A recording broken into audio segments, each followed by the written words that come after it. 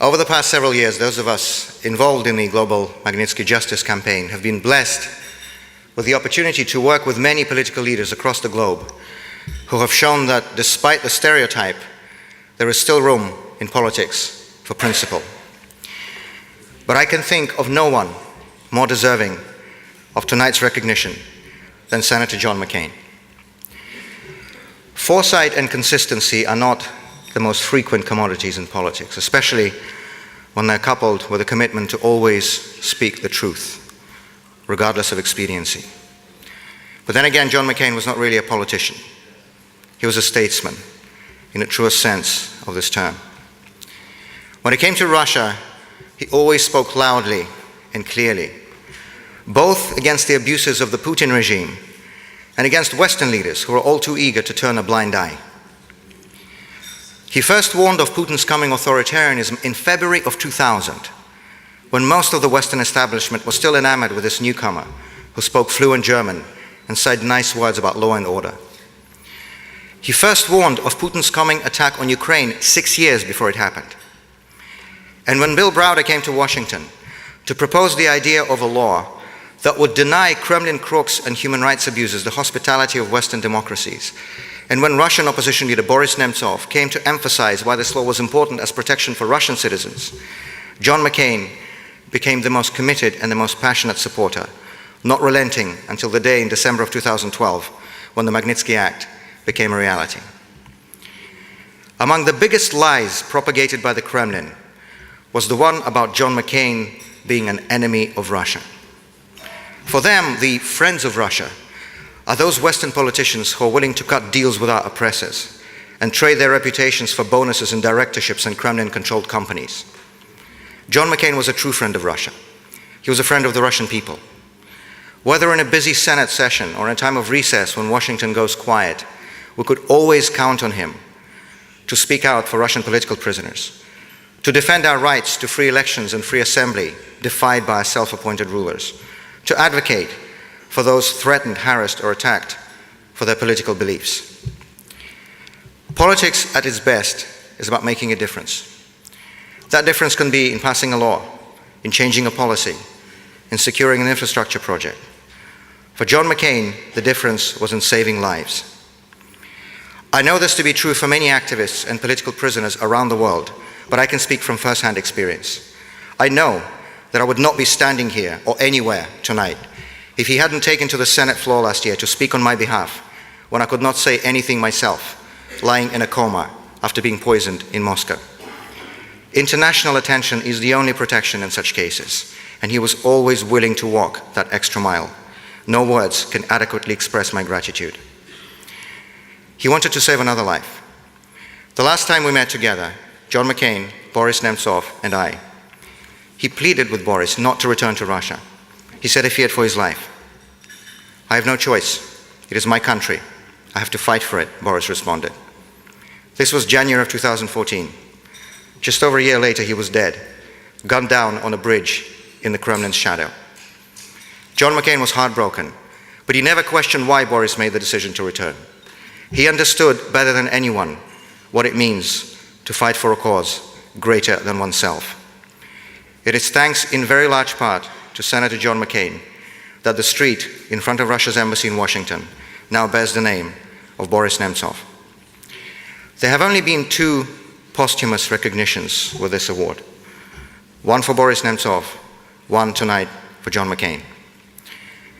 I know that they're watching us now as they continue that conversation unfinished in January of 2014.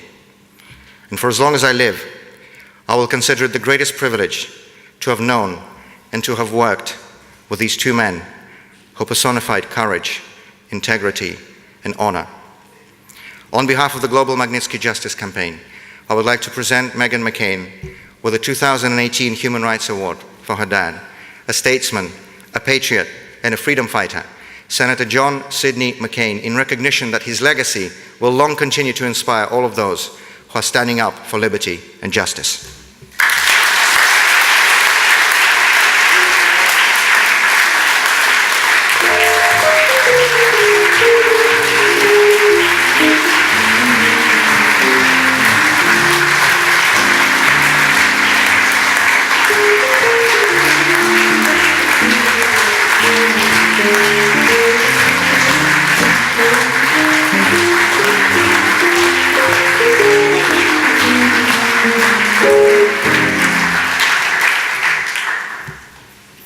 Thank you so much, Vladimir. Thank you all so much for having me here in London tonight.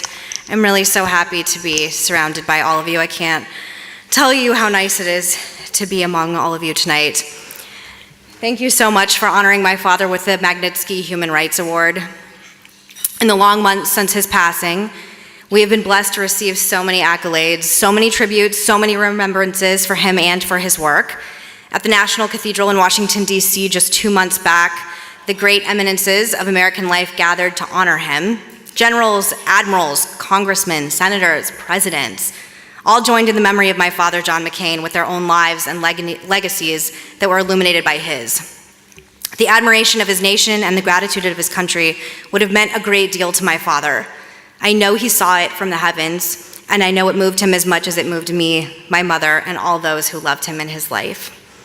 The praise of the mighty would have meant less to him, not because he was ungrateful, but because he understood the fleeting nature of power. And I suspect he would have been a bit worried to learn that for the first time, he was popular in Washington, D.C. Let me tell you what meant something to John McCain. Country meant something to him. A lifetime in service, from lowly midshipman to freshman ensign, to tenacious prisoner to elected servant, was testament enough to that. John McCain looked at the American flag and saw something more than a symbol, something more than patriotic pride. He saw a call of duty. Duty meant something to him.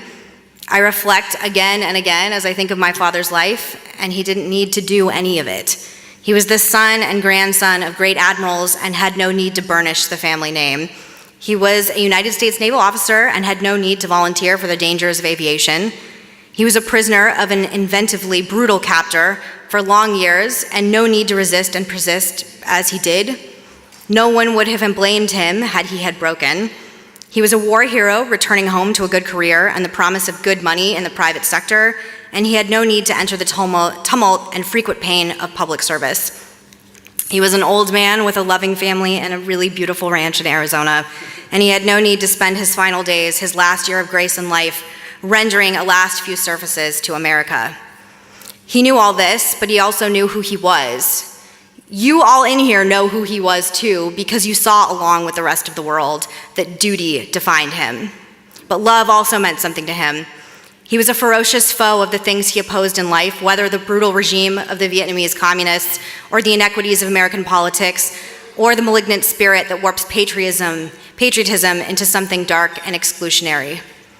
But his ferocity and his enmity were never functions of hate, never products of disdain, never outcomes of bitterness or loathing.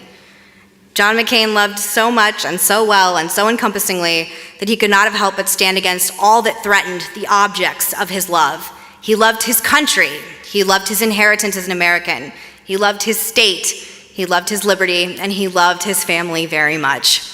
I know because I was the privilege of my life to live in the warmth and comfort of his love.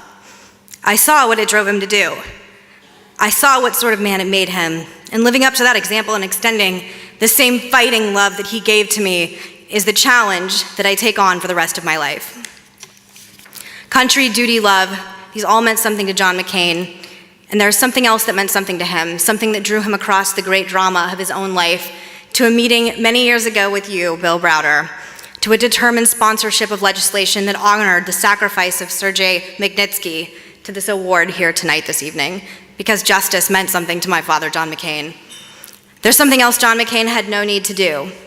He had no need to take note of all the injustices crowding the big wide world. He had no need to assume any responsibility for seeing memory preserved against faraway tyrannies, for seeing defiance acknowledged against the abuse of power, for seeing resistance sustained against an autocrat's might. Yet he did all of these things. He did it because his heart resounded to the call of justice.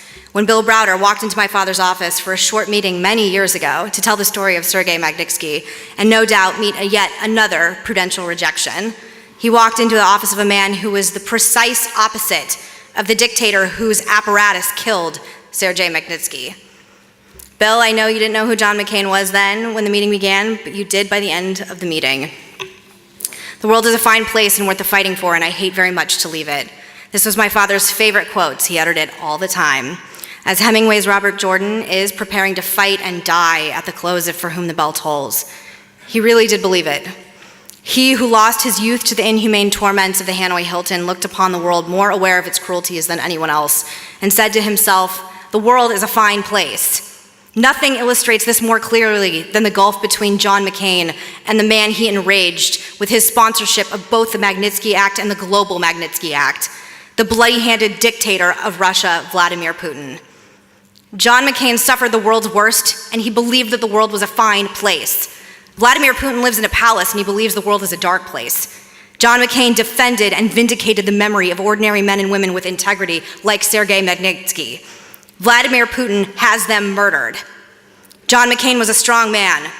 Vladimir Putin is a weak man's idea of a strong man. John McCain on his death was remembered with gratitude and praised by the nation he served and loved. Vladimir Putin knows well that when the greatest risk to his own life is his own people, and that he will be remembered as a tyrant and a thief. John McCain went to his creator hopeful of mercy. Vladimir Putin will stand before God one day in dread of justice. It is typical of my father that he could not resist one final act from beyond the grave, reminding the lowly likes of Putin that truth and time are on the side of justice. A dictator does not rest easy unless the wholes of society bends to his will. This is his dreadful imperative and the source of his every excess.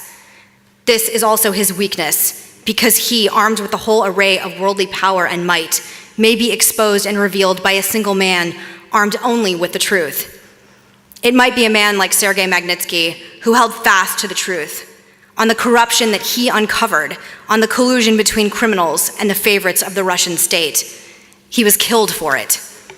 It might be a man like Boris Nemtsov, who warned the world again and again, over years and years, about the emerging nature of the Putin regime, who told us, if only we had listened, that the Russia was slipping back into a dictatorship more subtle and in some ways more potent than the Soviet Union. We must reflect for a moment on Nemtsov, who, like my father, could easily have chosen a path not strewn with danger and death.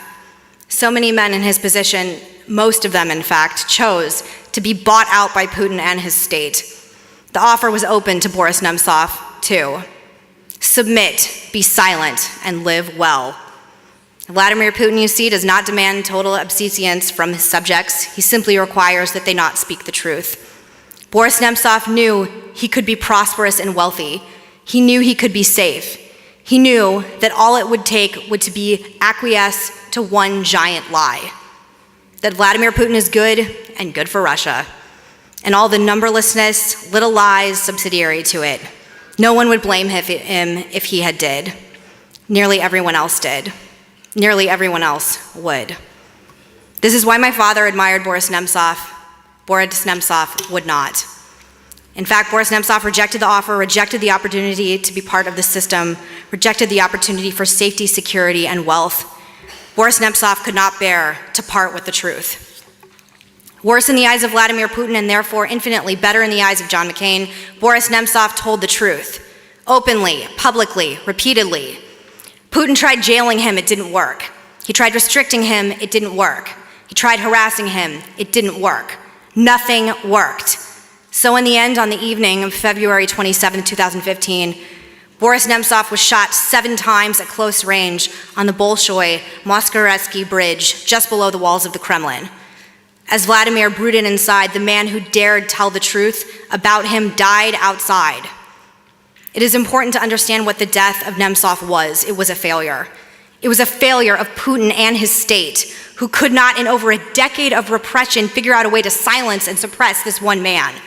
Unable to persuade him, unable to buy him, unable to intimidate him, in the end, Vladimir Putin had to kill. Just 1 month before the murder, John McCain met with Boris Nemtsov in Vilnius on a territory still under Russian threat. There, the soon-to-be martyred man told my father this. "You know, Senator, Putin really hates you. Do you know why he hates you, Senator? It's because he is afraid of you. And the reason he's afraid of you is that he knows deep down you will always stand by your principles, and that frightens him. Because unlike you, he is a man without principles." My father was absolutely delighted. Now that Boris is dead and my father is gone, their fight for freedom in Russia and around the world goes on. It is carried on by the men and women who see by their same lights and walk in their same paths. It is carried on by the likes of Vladimir Kara-Murza, right here. When they write the history of the restoration of Russian freedom, and they will, many names will come to the fore. They will be the names of the patriots and heroes who held fast to the belief and faith that Russians too deserve to exercise the God-given rights inherited in all men. Magnitsky, Nemtsov, and Karamurza. Vladimir Karamurza too could have opted for a safe and easy acquiescence to the tyranny of Vladimir Putin, yet Vladimir Karamurza too chose, like his friend Boris, to fight for truth instead. Like his friend Boris, Putin has tried to kill him twice. Both times, though, through providence and the intervention of men like my father, Vladimir Karamurza survived the assassination attempts sent against him from inside the Kremlin walls. It was a close-run thing, but thank God he lived, and still he fights. My father considered it an honor that Vladimir consented to be one of his pallbearers. There is no record of what Vladimir Putin thought. There is a myth these days that the world is entering a new era of strongmen and autocrats, animated by a new nationalism that recaptures a glorious past and repackages it for a fraught future. It is a myth that enjoys adherents far beyond Russia, even as it is central to the Russian regime today. There are those, I am ashamed to say, even in America, who look at it and ask, what's so bad about it, and wonder why we can't have a bit of it for ourselves. My father would have been quick to answer this question tonight. Because it is a fraud, because we've seen it before and beat it every single time, and because we are Americans. How he enraged the tyrants and the small men, he knew it. He understood them, but they never understood him. They never understood a life of honor. They never understood a commitment to duty. They never understood a patriotism grounded in love. They never understood a humility that makes a man strong. John McCain was hated in palaces in Baghdad, in the dachas outside Moscow, in the fortresses in Pyongyang, in the dungeons in Hanoi, and in the compounds in Beijing, in the elite gatherings in Damascus and Tehran, and in every place where dictators and tyrants and oppressors gathered among themselves. This is where he was hated. This is also where he was loved. He was loved in every one of those same places, in Baghdad and Moscow and Pyongyang and Hanoi and Beijing and Damascus and Tehran, but not in the palaces. He was loved in the streets. The ordinary man and woman in every one of these places was and is born with the same inalienable God-given rights that John McCain was. In a time when too many Americans seem to believe that dignity, respect, and worth are due only to themselves, John McCain knew that the most humble fruit vendor, the most lowly peasant, the most despised outcast, and the most forgotten prisoner are all equally splendid and beloved in the sight of the Lord. John McCain didn't forget them. John McCain didn't forget Sergei Magnitsky. That's why they don't forget John McCain. They will remember him and honor him for years and years to come, but not for so many years to come, as their oppressors, their dictators, their mullahs, and their autocrats will hear his name and continue to shudder in fear. Bill, I want to tell you something here, and my father would agree. They're going to remember you too, in the exact same way. What greater measure is there in life of a life well lived than that? You've all gathered here to give my father the Magnitsky Human Rights Award, and it is an absolute honor here to accept it on his behalf. I began here by noting all the accolades and admiration my father has received since his passing, especially in Washington, D.C. I hope it is clear by now that this award this evening would have meant so much to him, as likely, maybe even a little bit more than others. My only sorrow is that he is not here to receive it himself. Every day without him is a day diminished by his absence and the diagnosis of his final illness. I used to count down the days I had left with him, and now I count down the days until I can see him again. I trust that I will, and when I do, he will be clothed in glory, with every tear wiped away, and with him will be the people that he loved and served, the oppressed of the earth, the simple people who never lost faith in God and freedom, despite the darkest dungeons, despite the cruelest tyrant. With him will be all whom he tried to free. With him will be all those whose sacrifice he honored. And with him will be all whose memory he kept alive. And with him, above all else, will be Sergei Magnitsky. Thank you.